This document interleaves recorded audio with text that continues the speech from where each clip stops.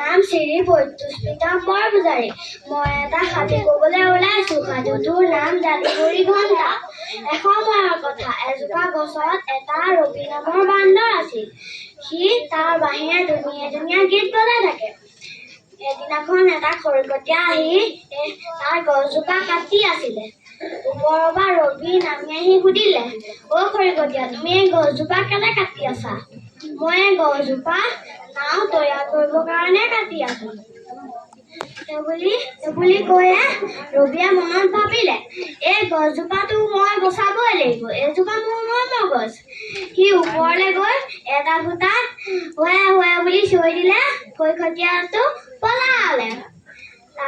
তাৰপিছত গছজোপাই মাত দিলে, শুনা ৰবি, তুমি আজি মোৰ প্ৰাণ ৰক্ষা কৰিলা, সেইকাৰণে উপহাৰ হিচাপে এই যাদুকৰী ঘণ্টাটো তুমি এইটো যাদুকৰী ঘণ্টাটো লোৱা।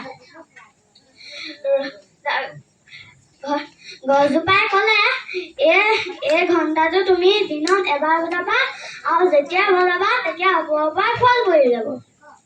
এনেকে কয় আৰু ৰবিয়ে নিজৰ বন্ধুবোৰক মাতিলে। সেনেকে আৰু সদায় ঘণ্টা বজাই সি আৰু ফলবোৰ সদায় খাই থাকে।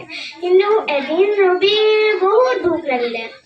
সি যাদুকৰী ঘণ্টাটো আকৌ এবাৰ বজাইছিলে, কিন্তু ফলবোৰ ওপৰৰ পৰা নানিলে।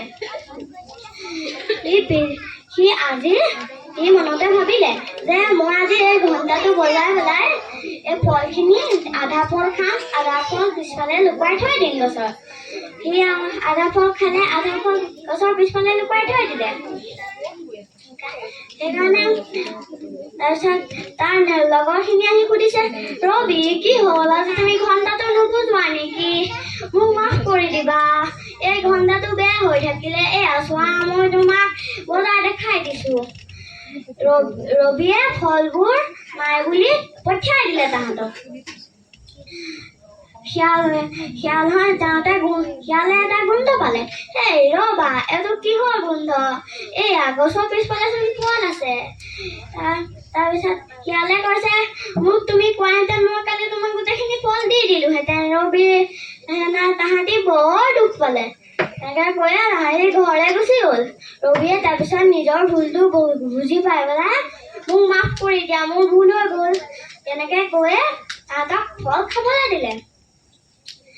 এই সাধুটোৰ পৰা এইটোৱে শিকিলো যে আমি কেতিয়াও স্বাৰ্থপৰ হ'ব নালাগে, বন্ধুৰ লগত ভগাই খাব লাগে আৰু কেতিয়াও মিছা কথা ক'ব নালাগে। ধন্যবাদ। ধন্যবাদ পৈতুষ প্ৰীতম বৰপূজাৰী। মোৰ নাম শ্ৰী ৰাজকিল শইকীয়া, প্ৰাথমিক বিদ্যালয়ৰ ছাত্ৰ। মই এটা সাধু ক'ম। সাধুটো আমাৰ পাঠ্যপুথিত থকা সাধুটোৰ নাম হ'ল আচল পুথি। এসময়ত এখন হাবিত এজনী হৰিণী আছিল। সেই হাবিত নিগনি আৰু কাউৰীও আছিল। তাত থকা বিলাত এটা কাছও আছিল। এদিন আটাইবোৰ বন্ধু পাতি এদিনাখন আকৌ কি হ'ল, আটাইবোৰ লগ হ'ল। পিছে হৰিণী নাহিল। আটাইৰে মিলি হৰিণীক বিচাৰি ওলালে। গাঁৱলৈ গৈ দেখিছে হৰিণীজনীক চিকাৰীয়ে জালত বন্দী কৰি থৈছে। তাকে দেখি আটাইবোৰৰ বৰ দুখ লাগিলে। আটাইৰে মিলি হৰিণীজনী মুকলি কৰিবলৈ এটা বুদ্ধি বান্ধিলে।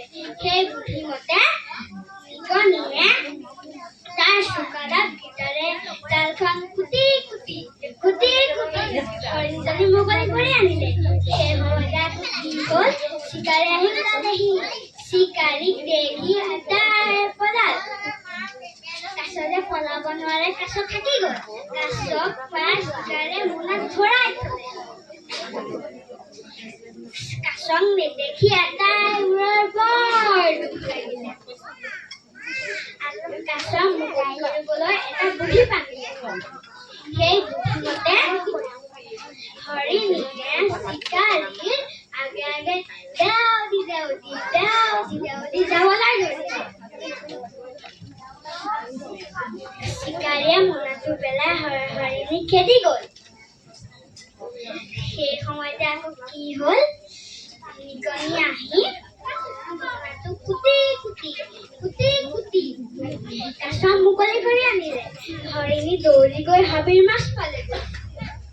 চিকাৰীয়ে চিকাৰ কৰিব নোৱাৰি দুখ মনেৰে ঘৰলৈ ঘূৰি গ'ল। ইয়াৰ পৰা আমি এইটোকে বুজিব পাৰো যে প্ৰকৃত গৈ বিপদত পৰিবলৈ নিদিয়ে। ধন্যবাদ।